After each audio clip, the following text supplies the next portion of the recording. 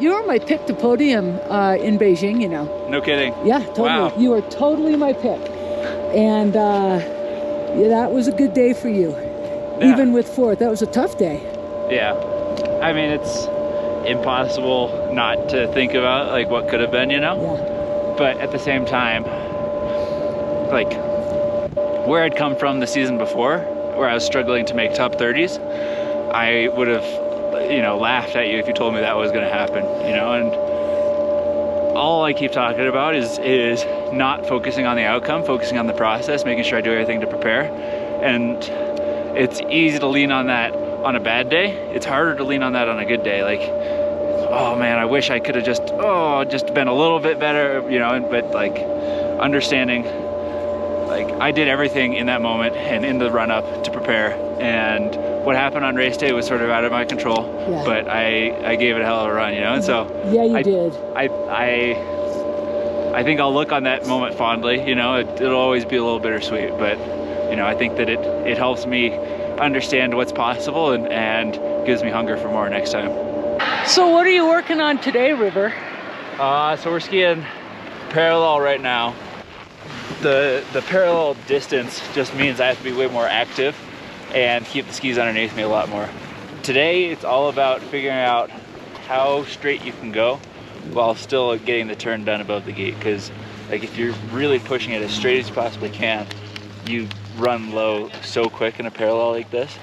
So it's still, you know, thinking about the same things in the engagement, making sure that I'm coming down on the gate is how I like to phrase it. So that right when I hit that gate, I can release and get ready for the next one.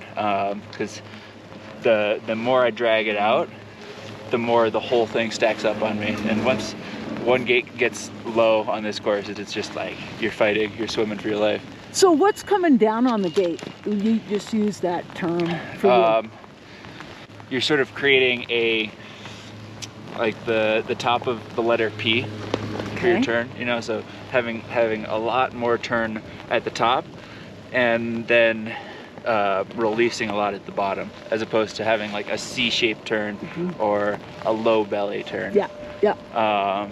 You know, just making sure that I've got the power underneath me. I'm doing a lot of the work, maybe getting myself a little bit more shape at the top, but still, you know, taking the line and then accelerating down the hill once I see my exit point.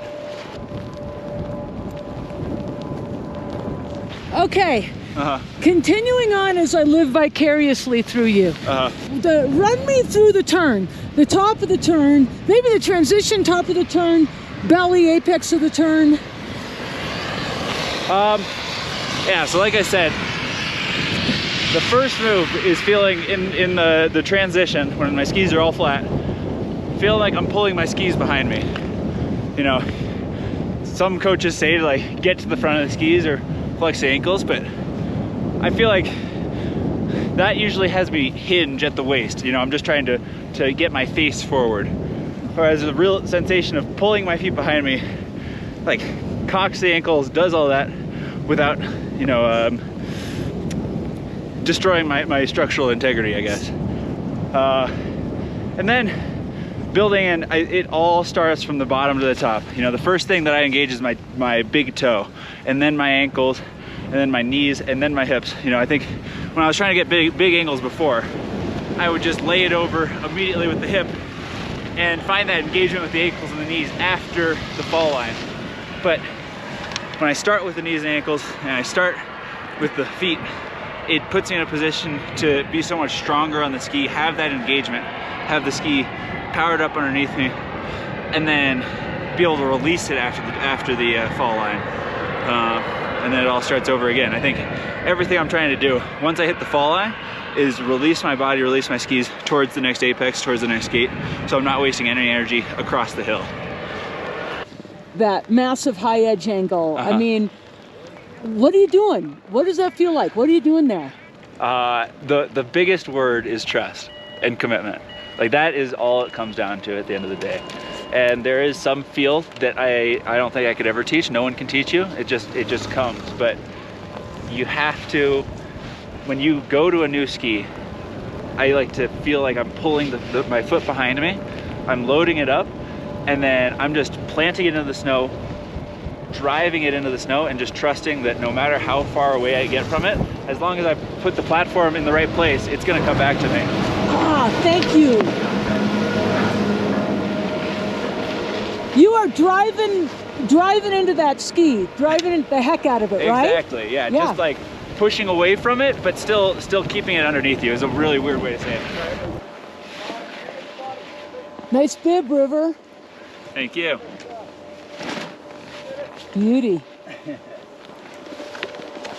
Hi. Hey, Tommy. What's your name? I'm Deb Armstrong. Hey, Deb.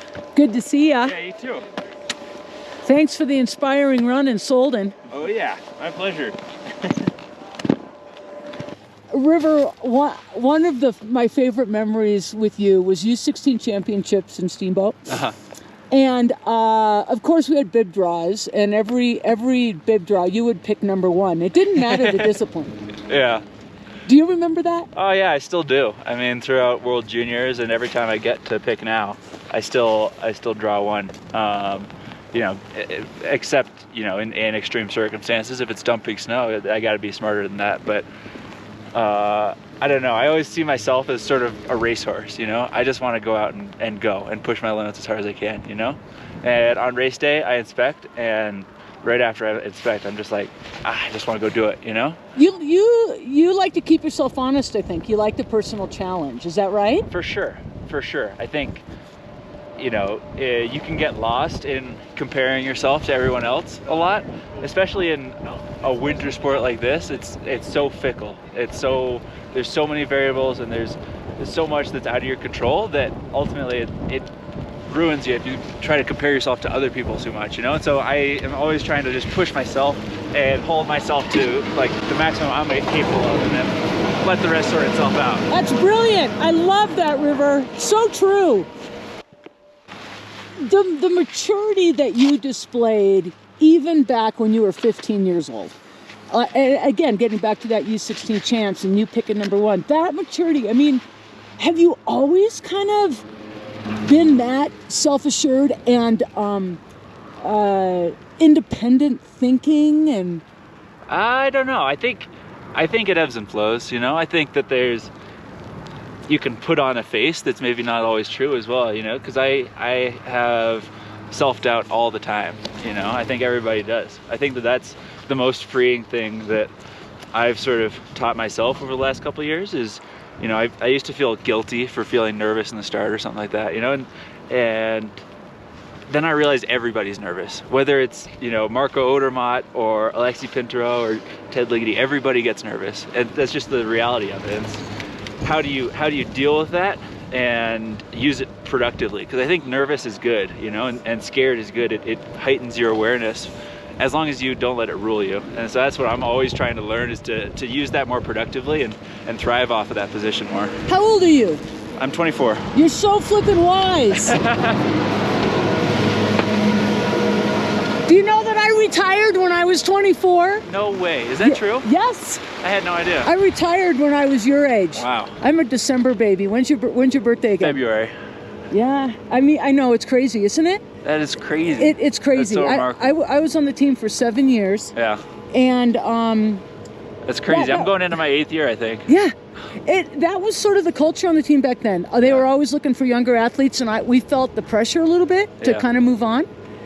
I think that's something we still deal with. You know, there's always the pressure of meeting criteria and constant progression, you know. Yeah. But it's always, you know, you always have to remind yourself that nothing ever goes in a straight line. It has its ups and downs, and it's like you just have to sort of ride the wave and make sure that you're progressing in your own way, you know, in your approach and your preparedness and everything else, and then the outcomes will come.